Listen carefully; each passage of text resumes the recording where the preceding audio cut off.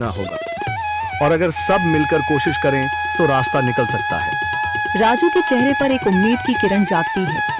हाँ बाबा जी, अगर सब मिलकर काम करें तो हम पानी ढूंढ सकते हैं। हमने पहले कभी यह कोशिश ही नहीं की। लेकिन इतनी कठिन जमीन में नया कुआं खोदना आसान नहीं। मुश्किल जरूर है, नामुमकिन नहीं। अगर हम मिलकर काम करें तो ये हो सकता है। राजू खड़ा हो जाता है, उसकी आंखों में एक नई रोशनी है। तो फिर हम कल से काम शुरू करेंगे। मैं गांव के सभी युवाओं को इकट्ठा करूंगा। हम मिलकर नया कुआं खोदेंगे। यह कहते हुए वह शामू के साथ गांव के दूसरे युवाओं को बुलाने के लिए निकल पड़ता है। कहीं दूर से गरज की हल्की सी आवाज आती है, जैसे आकाश ने उनकी उम्मीदों की गवाही दे दी हो।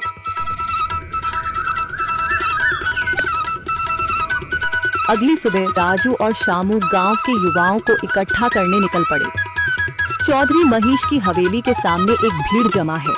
बाबा जी, संदरी, गांव के कुछ बुजुर्ग और किसान सभी मौजूद हैं। हम हाथ पर हाथ रखकर नहीं बैठ सकते। अगर अल्लाह ने हमें हिम्मत दी है तो हमें खुद पानी के लिए मेहनत करनी होगी। हम एक नया कुआं खोदेंगे। लेकिन राजू, क्या हमें यकीन है कि वहाँ पानी मिलेगा? बेटा, पानी जमीन के अंदर होता है, बस सही जगह खोदने की जरूरत है। हमने अपने बुजुर्गों से सुना था कि पुरानी नहर के पास जमीन नरम थी, शायद वहीं पानी हो। बाबा जी सही कह रहे हैं। अगर तुम सब यह काम करने के लिए तैयार हो तो मैं अपने कुछ मजदूर भेज सकता हूँ। धन्यवाद चौधरी जी, लेकिन हम सब खुद भी मेहनत करेंगे। यह हमारे गांव के अस्तित्व की लड़ाई है। संदरी, जो अब तक चुप थी, आगे बढ़ती है। हम औरतें भी पीछे नहीं रहेंगी। हम पानी लाने की व्यवस्था करेंगी, खाना बनाएंगी, ताकि तुम सब आराम से काम कर सको। यही हिम्मत चाहिए थी संदर। पूरा गांव एक नई उम्मीद के साथ कुआं खोदने की तैयारी में जुट जाता है। दूसरी ओर कुआं खोदने का काम शुरू हो चुका है। राजू, शामू और दूसरे युवा बेलचे चलाने लगते हैं। मिट्टी बाहर निकाली जाने लगती है। तेज गर्मी के बावजूद सब पूरी हिम्मत के साथ जुटे हुए हैं। दोपहर की तेज धूप जमीन आग की तरह तप रही है। गांव के लोग लगातार कुआं खोदने में जुटे हैं। हाथ छिलने लगे हैं, माथे से पसीना बह रहा है, मगर किसी ने हार नहीं मानी। महिलाएं पानी और सत्तू लेकर आती हैं ताकि पुरुषों को कुछ राहत मिले। हमें और गहराई तक जाना होगा। अब तक सिर्फ सूखी मिट्टी और पत्थर ही निकल रहे हैं। राजू, यह बहुत कठिन काम है। अगर हमें पानी न मिला। अल्लाह मेहनत करने वालों को कभी निराश नहीं करता बेटा। तुम सब अपनी कोशिश जारी रखो, पानी जरूर निकलेगा। हिम्मत मत हारो। अगर अब रुक गए तो फिर कभी पानी नहीं मिलेगा।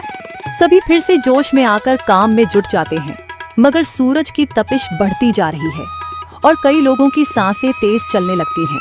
तभी एक तरफ से रामलाल और उसके आदमी हंसते हुए आते हैं। अरे भाई, तुम्हें लगता है कि जमीन तुम पर रहम करेगी? हाँ हाँ, ना समझ लोग, ये सब बेकार की मेहनत है। रामलाल, हमारा हौसला मत तोड़ो। अगर तुम मदद नहीं कर सकते तो कम से कम मजाक भी मत उड़ाओ। मदद? हाँ, मैं अपने कुएं का पानी बेच सकता हूँ, मगर मुफ्त में नहीं दूंगा। राजू सब अनसुना कर फिर काम में लग जाता है। शाम होने लगती है, लेकिन अभी तक पानी का नामो निशान नहीं। कुछ लोग मायूस होकर पीछे हटने लगते हैं। राजू, शायद रामलाल सही कह रहा है। यह सब बेकार है। नहीं शामू, हमें हार नहीं माननी। अगर आज हार गए तो फिर कभी हिम्मत नहीं कर पाएंगे। तभी अचानक फावड़ा किसी कठोर चीज से टकराता है। एक अजीब सी आवाज आती है। राजू चौंक कर देखता है और जल्दी जल्दी मिट्टी हटाने लगता है। अचानक एक ठंडी लहर महसूस होती है। सभी लोग दौड़कर आते हैं। जैसे जैसे मिट्टी हटती है, नीचे से गीली जमीन नजर आने लगती है। सब हैरान रह जाते हैं। सुभान अल्लाह, मैंने कहा था ना, अल्लाह हमारी मेहनत को जाया नहीं करेगा। राजू और बाकी सभी जोर लगाते हैं। कुछ ही पलों बाद अचानक मिट्टी के नीचे से पानी की एक छोटी सी धारा फूट पड़ती है। गांव वाले खुशी से चिल्ला उठते हैं। पानी पानी निकल आया। यह अल्लाह की कुदरत है रामलाल, जिस पर तुम्हें यकीन नहीं था। पूरा गांव आनंद से झूम उठता है। लोग एक दूसरे को बधाइयां देते हैं। औरतें दुआ करने लगती हैं। कुछ दिन बीत चुके हैं। गांव वाले नए कुएं से पानी भर रहे हैं, खेतों को सींच रहे हैं और जिंदगी फिर से पटरी पर लौट रही है। मगर रामलाल अब भी अपनी एक सुंदर गांव में एक बुद्धिमान नारी रहती थी। उसका नाम था लीला। वह गांव की सभी समस्याओं का समाधान निकालती थी और लोगों की मदद करती थी। गांव के लोग उसे बहुत सम्मान देते थे। एक दिन गांव में एक प्रसिद्ध ऋषि आए। उनका नाम था आनंद। ऋषि ने गांव में शांति और प्रसन्नता देखकर लीला की प्रशंसा की। उन्होंने कहा, हे लीला, तुमने इस गांव को बहुत खुशहाल बनाया है। तुम्हारी बुद्धि और करुणा से लोग बहुत लाभान्वित हुए हैं। लीला ने विनम्रता से कहा, महात्मा, यह मेरा कोई विशेष गुण नहीं है। मैंने भी जीवन में बहुत संघर्ष किया है। मैंने देखा है कि दुख और सुख जीवन का हिस्सा है। हमें इन दोनों का सामना करने की शक्ति होनी चाहिए। ऋषि ने कहा, तुम्हारी बात सही है लीला। जीवन में उतार चढ़ाव आते रहते हैं। महत्वपूर्ण यह है कि हम इन परिस्थितियों से कैसे निपटते हैं। हमें धैर्य और शांति बनाए रखनी चाहिए। लीला ने पूछा, महात्मा, आप जीवन में क्या सीखे हैं? ऋषि ने मुस्कुराते हुए कहा, मैंने सीखा है कि क्रोध और लोभ मन को अंधा बना देते हैं। हमें इनसे दूर रहना चाहिए। हमें दूसरों की मदद करनी चाहिए और हमेशा सत्य का मार्ग अपनाना चाहिए। लीला ने कहा, महात्मा, आपकी बातें बहुत सार्थक हैं। मैं इन बातों को हमेशा याद रखूंगी। ऋषि ने कहा, लीला, याद रखो, ज्ञान केवल किताबों में नहीं मिलता है। यह जीवन के अनुभवों से भी सीखा जा सकता है। हर व्यक्ति के पास कुछ न कुछ। विक्रम एक प्रतिभाशाली युवक था। पढ़ाई में अव्वल, खेलों में दक्ष और कला में रुचि रखने वाला। लेकिन जीवन ने उसके साथ एक ऐसा खेल खेला कि वह धीरे धीरे खुद को ही भूलने लगा। सब कुछ एक दिन में ही बदल गया। एक सड़क दुर्घटना ने उसके माता पिता को छीन लिया। अकेलापन उसे घेरने लगा। घर जो कभी खुशियों का घर था, अब एक खालीपन सा लगने लगा। दोस्तों के साथ खेलने का मन नहीं करता था। पढ़ाई में मन नहीं लगता था। दुनिया से कटने लगा। दिन भर अपने कमरे में बंद रहता। खिड़की से बाहर झांकता, लेकिन दुनिया धुंधली सी दिखती। लोग आते जाते, हंसते खेलते, लेकिन उसके लिए सब कुछ बेजान सा लगता। खाने पीने में भी रुचि नहीं रही। शरीर दुर्बल होता जा रहा था। एक दिन उसके पड़ोसी ने उसे देखा। उनकी चिंता बढ़ गई। उन्होंने समझाया, विक्रम, इस तरह से जीवन व्यर्थ नहीं जाएगा। तुम्हारे माता पिता भी यही चाहते होंगे कि तुम खुश रहो। विक्रम ने सिर झुका लिया। उसे पता था कि वह गलत कर रहा है, लेकिन खुद को संभाल नहीं पा रहा था। पड़ोसी ने उसे एक पुस्तकालय में ले गए। वहां किताबों की दुनिया ने उसे एक नया रास्ता दिखाया। उसने साहित्य पढ़ना शुरू किया। कवियों की रचनाओं ने उसके मन को छुआ। लेखकों के विचारों ने उसे सोचने पर मजबूर किया। धीरे धीरे उसे जीवन का एक नया अर्थ दिखने लगा। उसने महसूस किया कि वह अकेला नहीं है। दुनिया में भी ऐसे लोग हैं जिन्होंने दुख झेले हैं, लेकिन उन्होंने जीवन से हार नहीं मानी। उन्होंने अपने दुखों को अपनी ताकत बनाया। उसने खुद को साहित्य की दुनिया में खो दिया। लिखना शुरू किया। अपने दुखों को शब्दों में ढालने लगा। धीरे धीरे उसके अंदर एक नई ऊर्जा का संचार हुआ। उसने सोचा, मेरे माता पिता चाहते होंगे कि मैं कुछ करूं। मैं अपने जीवन को सार्थक बनाऊं। उसने एक साहित्यिक संस्था बनाई। युवाओं को लेखन के लिए प्रोत्साहित किया। उनकी प्रतिभा को निखारा। धीरे धीरे वह फिर से उसी विक्रम बन गया जो कभी हुआ करता था। खुश, संतुष्ट और जीवन से जुड़ा हुआ। उसने महसूस किया कि दुख ने उसे तोड़ा नहीं, बल्कि मजबूत बनाया। एक युवक सबको धोखा देने लगा, पत्नी समझाती है। एक कहानी जो हर किसी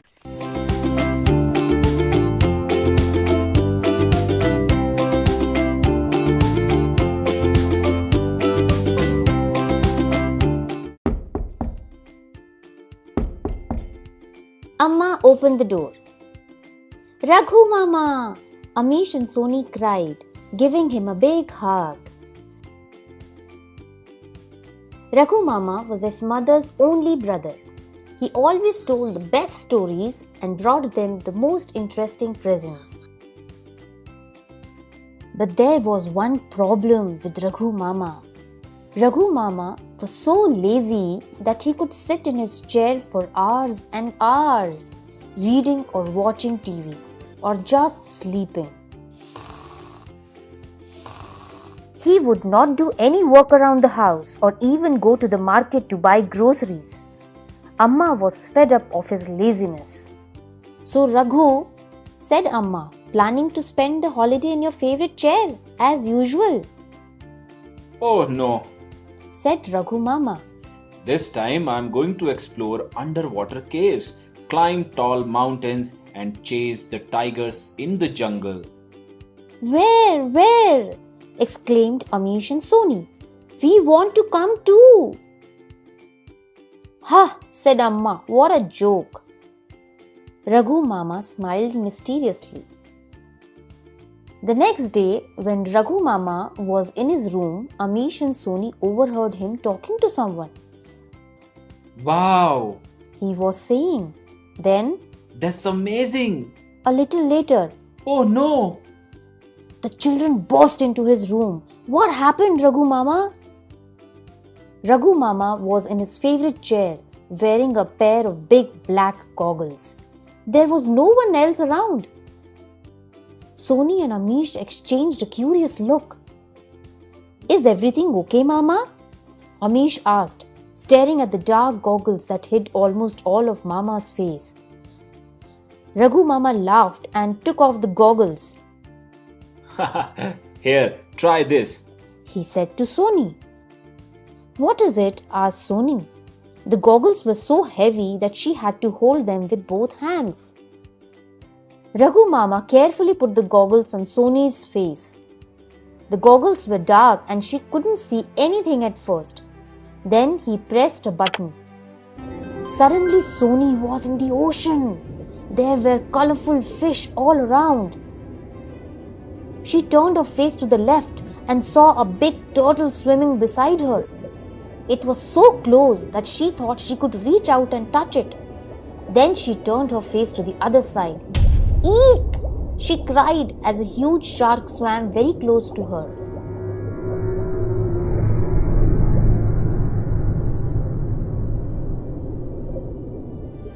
Asked, so how can you have reality that is not real?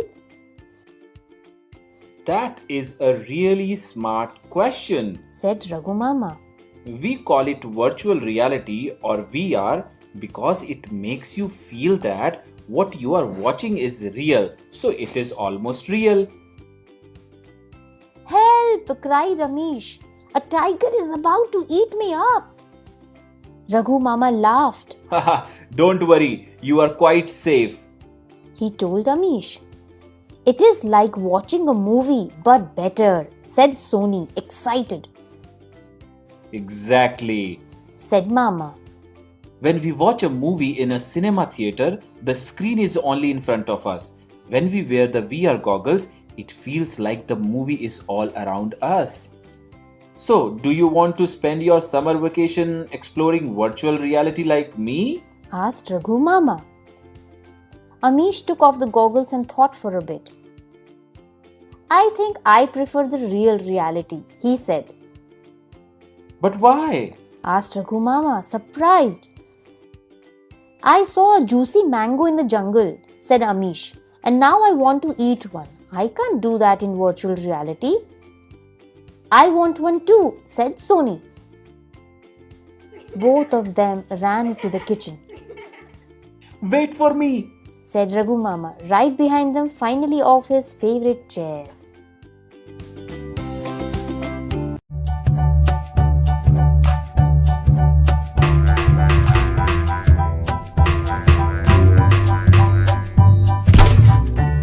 Sukanya और अदिति दोनों सौतेली बहनें थी। सुकन्या की माँ आशा का उसके बचपन में ही देहांत हो गया था। उसके पिता मनोहर ने दूसरी शादी की और सुकन्या की सौतेली माँ सरिता के घर में आ गई। सरिता ने आते ही पूरे घर को अपने कब्जे में कर लिया। वो हमेशा सुकन्या से पहले अपनी सगी बेटी अदिति पर ध्यान देती थी। मम्मी ये देखो मेरा नया सूट, शाम के फंक्शन में ये कैसा लगेगा? ये तो बहुत सुंदर लग रहा है, रानी लगेगी बिल्कुल मेरी बेटी। मम्मी वो सुकन्या को क्या दोगी पहनने के लिए? वो भी तो हमारे साथ शादी में जा रही है, पहन लेगी कुछ भी जो उसका मन होगा। मेरे पास इतने पैसे नहीं है कि मैं उसके लिए भी नया सूट खरीदूं। वैसे भी तुम्हारे पापा का अब इतना काम नहीं बचा। मेरे लिए तुम्हें नया सूट लेकर देना जरूरी था। बहुत लोग आएंगे वहाँ, क्या पता कोई तुम्हें अमीर घर का लड़का पसंद कर ले।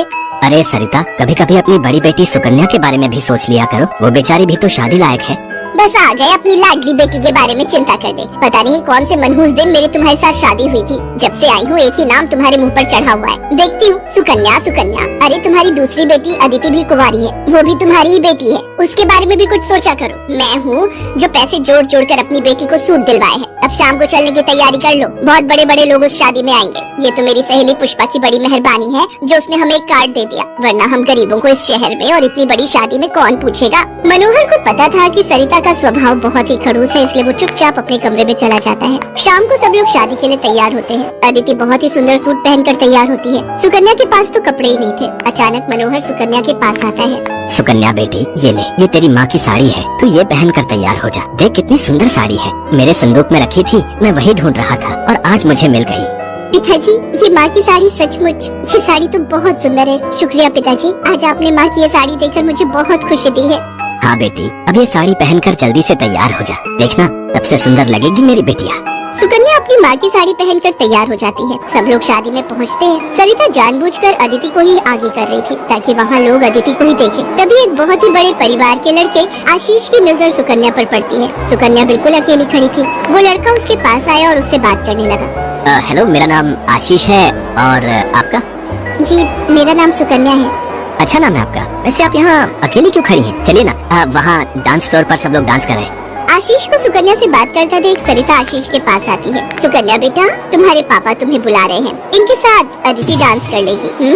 अब हाँ, क्यों नहीं, प्लीज। मनोहर ने तो सुकन्या को बुलाया ही नहीं था। ये सब तो सरिता की चाल थी। थोड़ी देर बाद सुकन्या फिर से खड़ी थी। अदिति आशीष के साथ डांस करने लगती है। आशीष अभी भी सुकन्या की तरफ ही देख रहा था। शायद उसे सुकन्या पसंद आने लगी थी। आशीष पूरी शादी में सुकन्या से बात करने की कोशिश करता रहा, पर बार बार सरिता अदिति को बीच में लाने लगी। पर आशीष के मन में तो कुछ और ही चल रहा था। एक दिन जब सुकन्या घर के काम कर रही थी तो अचानक मनोहर के साथ आशीष और उसके माता पिता आ जाते हैं। सरिता, जाकर जल्दी से चाय नाश्ते का इंतजाम करो। घनश्याम जी अपने बेटे आशीष का रिश्ता हमारी सुकन्या के लिए लेकर आए हैं। क्या सुकन्या के लिए आशीष का रिश्ता? ये कैसे हो सकता है? मनोहर की बात सुनकर सरिता चौंक जाती है। सुकन्या तो घर की झाड़ पोछ में मैले कुचैले कपड़ों में मानो ऐसी लग रही थी जैसे कीचड़ में कमल। वहीं अदिति सोफे पर आराम से बैठी थी। सब कुछ आशीष और उसके माता पिता के सामने था। सुकन्या बेटिया, जाओ जल्दी से तैयार हो जाओ। अदिति जाओ अपनी दीदी को तैयार कर दो। कोई जरूरत नहीं है तुम्हें उसे तैयार करने की। तुम उसकी नौकर नहीं हो जो उसे तैयार करो, अपने आप हो जाएगी तैयार। ये रिश्ता उसके लिए आया है, अदिति उसकी नौकरानी नहीं है। अंदर चल रही सरिता और मनोहर की बातें थोड़ी थोड़ी आशीष और उसके माता पिता के कानों में आ रही थी, इसलिए मनोहर बाहर आ जाता है। मनोहर जी, हमारे बेटे आशीष को आपकी सुकन्या उस दिन बहुत पसंद आई थी और वैसे भी हम आशीष के लिए लड़की ढूंढ ही रहे थे, इसलिए अचानक ही आपको मैंने फोन मिला दिया। मेरी सुकन्या तो बहुत किस्मत वाली है जो आप जैसे इतने बड़े घर का रिश्ता उसके लिए आया, वरना हम तो, मैं आपको क्या ही कहूँ। घनश्याम जी, आपने सचमुच मुझ पर बहुत बड़ा उपकार किया है। नहीं नहीं मनोहर जी, इंसान दिल से अमीर होता है। आपने अपनी बेटी सुकन्या को जो संस्कार दिए हैं वो किसी धन दौलत से कम नहीं। तभी सुकन्या चाय नाश्ता लेकर आ जाती है। सुकन्या का रिश्ता पक्का हो जाता है। भाई साहब, हमें आपकी सुकन्या बहुत पसंद है। हम तो जल्द से जल्द शादी करके सुकन्या को अपने घर की बहू बनाकर ले जाना चाहते हैं। बस आप शादी की तैयारियां कीजिए। आशीष के माता पिता के मुंह से ये बातें सुनकर मनोहर की खुशी का ठिकाना नहीं था। सुकन्या आज एक बहुत बड़े घर की बहू बनने जा रही थी। आशीष के माता पिता रिश्ता पक्का करके चले जाते हैं। कुछ दिनों बाद सुकन्या की शादी की तारीख निकल आती है। सरिता, मैं देख रहा हूँ जब से सुकन्या की शादी पक्की हुई है तुमने सुकन्या से बात तक करना छोड़ दिया है। ये ठीक नहीं। तुम अपनी बेटी की शादी करो, मैं इस शादी में कोई हाथ नहीं लगाऊंगी। ये रिश्ता मेरी बेटी के लिए था। मैं चाहती थी आशीष के साथ अपनी बेटी का रिश्ता करना, पर तुम्हारी उस सुकन्या ने सब काम खराब कर दिया। ये तुम गलत कह रही हो सरिता। सुकन्या के लिए आशीष के माता पिता खुद से रिश्ता लेकर आए हैं। तुम्हें तो खुश होना चाहिए। तुम क्यों सौतेलापन सुकन्या के साथ रख रही हो? तुम्हें तो उसकी सगी माँ बनकर उसे विदा करना चाहिए। मैं इसलिए तुम्हें उसकी माँ बनाकर लाया था, वरना क्या? क्या कहो तो मैं अभी ये घर छोड़कर चली जाती हूँ। बोलो। मनोहर की बात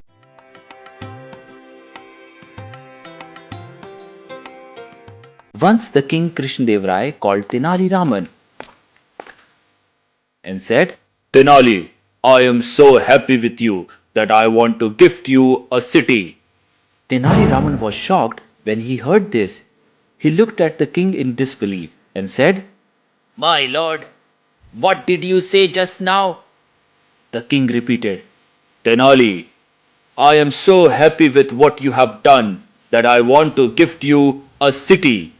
Tenali's happiness was widely written on his face. To receive a whole city as a gift from the king was something he had not even dreamt of. Now he would be rich and always have enough money. His sons and his wife would be happy too. He went home and gave the news to his family. They were overjoyed.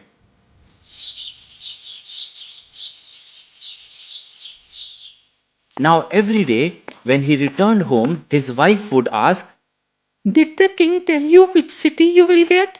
"No, it seems that king has forgotten his promise." Slowly everyone in the family started feeling that they would never have the city as promised by the king. Now Tenali thought since the king had forgotten about his promise, he should remind him about it. However, he could not gather the courage to do this. One day, the king announced the name of the city in the court next day, being gifted to Tenali Raman. Tenali and his family were overjoyed on receiving the gift.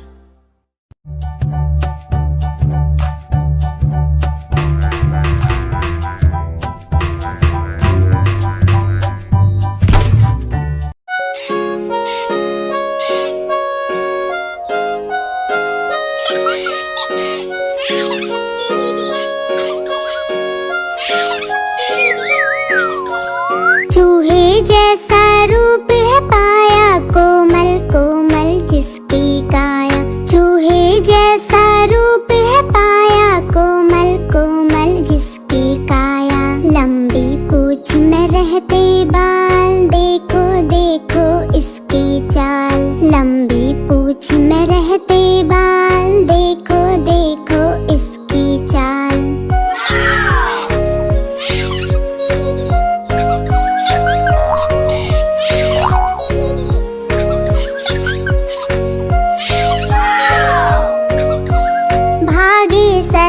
भरी दोपहरी, पीठ पे धारी भूरी भूरी। भागे सरपट भरी दोपहरी, पीठ पे धारी भूरी भूरी। फल और बीज है इसका खाना, कभी न बच्चों इसे सताना। फल और बीज है इसका खाना, कभी न बच्चों इसे सताना। चूहे जैसा रूप है पाया, कोमल कोमल जिसकी काया। चूहे जैसा रूप है पाया, कोमल कोमल जिसकी काया।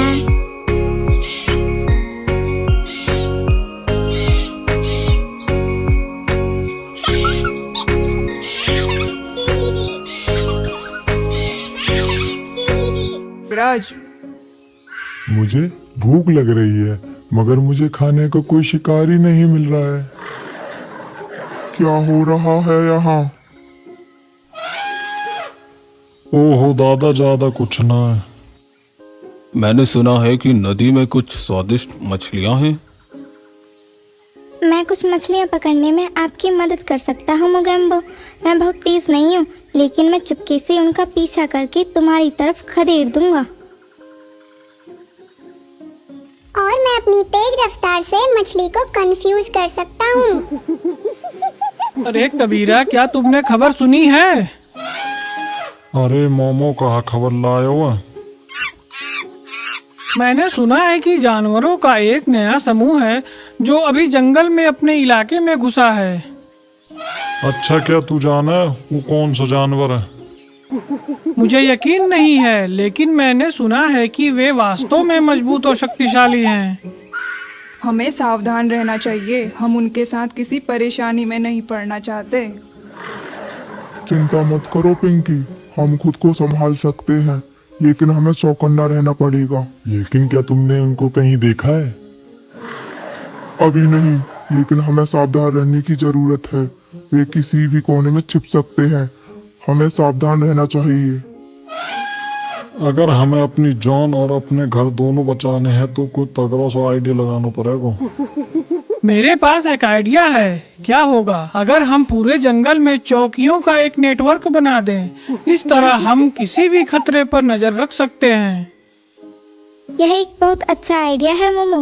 मैं पेड़ों की ऊंचाई पर चौकियां बनाने में मदद कर दूंगा और चीकू और मैं बारी बारी से उन पर नजर रख सकते हैं। और मैं अपनी चालाकी से उनकी जानकारी निकाल लूंगी। और मैं जरूरत पड़ने पर अपने जहर से उनके ऊपर हमला कर दूंगा। तो यह तय हो गया है। आओ हम सब मिलकर तैयारी करते हैं।